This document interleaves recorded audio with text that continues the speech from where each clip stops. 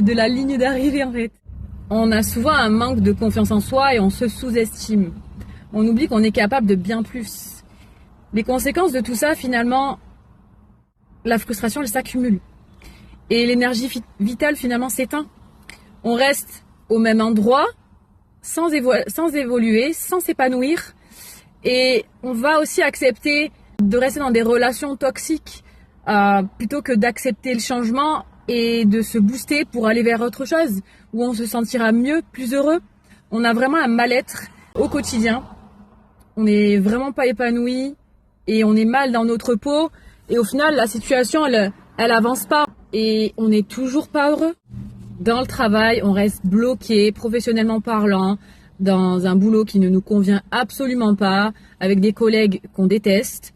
Mais on reste parce que c'est confortable. Oui, tu comprends, la sécurité de l'emploi, je suis plutôt bien payé, je suis pas loin de chez moi, on se trouve des avantages farfelus, alors qu'on est mal, mais on reste quand même parce qu'on a tellement peur du changement, on ne sait pas ce qu'on va retrouver. Oui, tu sais, tu peux entendre ça de tes collègues, on sait ce qu'on quitte, mais on sait pas ce qu'on retrouve. Moi, j'ai déjà changé, ça s'est pas bien passé. T'as aussi Raymond du service RH que tu croises à la photocopieuse et qui te dit « Oh, j'en ai marre, oh, j'en ai marre ». Et tous les jours, t'entends ça comme un refrain qui revient tous les jours et tu lui dis « Pourquoi tu changes pas de taf ?» Parce que ça fait quand même 30 ans que t'es là et t'es pas bien. C'est de changer, non ? Ouais, mais tu sais, c'est compliqué. Tu sais, à mon âge, retrouver quelque chose. Puis finalement, je suis pas trop loin de chez moi. Puis finalement, on a les tickets resto. On finit pas trop tard. On a des horaires de bureau. Puis ça va, je suis bien avec les collègues. Alors que l'autre, elle se fait harceler depuis 10 ans par sa collègue tyrannique. Mais elle reste parce que c'est confortable. Et parce que, ouais, mais je me vois pas changer. Tu sais, à mon âge, c'est trop compliqué. Alors tais-toi, arrête de te plaindre en fait. C'est soit tu changes, soit t'arrêtes de te plaindre. Parce qu'on t'entend tous les jours râler. À un moment donné, si tu râles tous les jours, je sais pas, prends ton courage à deux mains. Bon, on rigole un peu parce que voilà, il faut bien détendre l'atmosphère.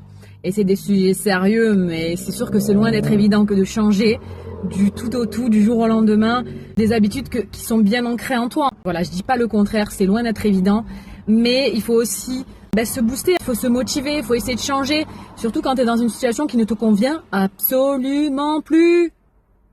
Voilà, il faut faire preuve de courage, il faut sortir de ce confort léthargique quoi. C'est bon, soins palliatifs, zone de confort, stop. Et après, dans les relations amoureuses, t'as les personnes qui restent par dépendance affective, donc qui n'arrivent absolument pas à lâcher.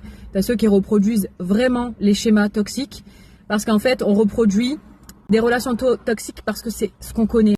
On reproduit toujours ce qui nous est familier.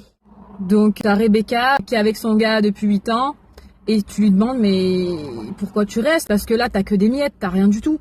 Tu vois bien que c'est toxique à toi. C'est-à-dire que tu n'évolues pas dans ton couple. C'est-à-dire que la personne en face ne te tire pas vers le haut. Il ne te donne rien, il te donne que des miettes.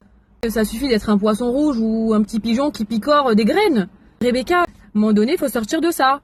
Il faut aller trouver quelqu'un qui t'aide. Et il faut pas rester dans ce truc bloqué avec la personne qui est ton gars évitant, là. Qui te donne rien du tout, qui t'épanouit pas, qui passe sa vie entière à travailler, d'accord, et qui te trouve toujours des excuses quand tu commences à te plaindre et à dire mais on fait rien ensemble. Ouais, mais je travaille en fait. Ok, mais il faut bien notre couple aussi, on fasse des choses.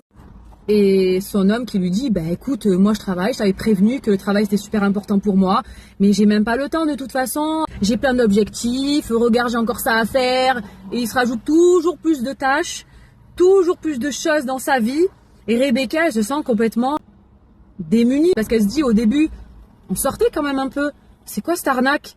C'est-à-dire que t'as l'impression qu'il y avait un vice caché. Au début, son homme, il l'a emmené au resto, ils se sont fait peut-être des petits week-ends au début, sauf que une fois que la relation était bien installée et que son homme, en fait, s'est senti complètement activé, qu'il a commencé à avoir peur de l'engagement, peur de se perdre, de perdre sa liberté, sa vulnérabilité, tutti quanti. Je vous la refais pas, vous la connaissez par cœur, la chanson. Et t'as aussi Jérôme qui est bloqué dans une relation parce qu'il est dépendant affectif, parce qu'il a tout reporté sur sa partenaire, sur qui il a projeté sa mère qui lui donnait finalement si peu. Il reste bloqué avec sa copine qui ne lui donne rien en fait, qui au début lui a promis un petit peu monts et merveilles. Il a eu l'impression de rencontrer une princesse charmante et il se rend compte qu'au final il a une personne qu'il ne reconnaît plus. C'est loin d'être une princesse charmante et il est déçu, il comprend pas, il essaie de comprendre, donc il demande des explications et sa copine lui dit écoute, moi je peux rien pour toi, moi je t'ai jamais rien promis. Tu sais, moi j'ai pas le temps, j'ai des activités, je dois aller chez l'esthéticienne, j'ai mon travail, j'ai ceci à gérer, j'ai ma formation de naturopathe. Non mais voilà, après elle lui sort plein d'excuses et il finit par se dire mais what the fuck. Et tout ça finalement veut dire de soi, que ce soit pour le travail, que ce soit pour le côté sentimental, finalement c'est l'estime de soi. On a l'impression qu'on mérite des miettes, on a l'impression que finalement, notre estime de soi est tellement basse qu'on a l'impression que c'est tout ce qu'on mérite. Des miettes, voilà, des petits poissons rouges dans un bocal et on fait 600 fois le tour du bocal. À un moment donné, t'as bien vu que l'autre, c'est bon, il va pas te donner plus. Donc juste sors du bocal, tu verras que justement l'herbe est plus verte ailleurs. De toute façon, je vois pas comment ça peut être pire que de recevoir des miettes au quotidien. Je vois pas. Mais effectivement, c'est faire augmenter l'estime de soi. Quand tu augmentes l'estime de toi, c'est là que tu t'autorises finalement à avoir plus, à vraiment accéder au bonheur, au Graal, ou au moins à un truc épanouissant en fait. Un truc vraiment équilibré. En tout cas, vous méritez bien mieux que ça. Commencez pas à pas, commencez par des petits changements pour pas vous sentir submergé. Évidemment, entourez-vous de bonnes personnes positives qui vous tirent vers le haut. Et si vraiment vous voyez que vous n'y arrivez pas, faites appel à un professionnel. Et travaillez aussi sur l'estime de vous. Allez faire des activités qui vous permettent de prendre confiance en vous. Faites des choses que vous aimez. Ça semble des conseils super bateaux, mais franchement, en général, la majorité des personnes ne le font pas. Donc vraiment, comme on dit, aide-toi et le ciel t'aidera. Le bonheur est possible, il demande du courage, mais ça en vaut la peine. Et la peur est une émotion naturelle, mais elle ne doit pas dicter vos vies. Donc arrêtez de faire les poissons rouges là. Arrêtez d'aller... Vous voyez les poissons rouges, comment ils vont à la surface de l'eau? C'est vous. Franchement, qui a envie d'être un poisson rouge? Non, soyez des papillons, envolez-vous, voilà. Et arrêtez de faire les poissons rouges à un moment donné. Vraiment, arrêtez ça. Arrêtez ça. Je vous envoie plein de lumière et plein de force. Et je vous dis à la prochaine.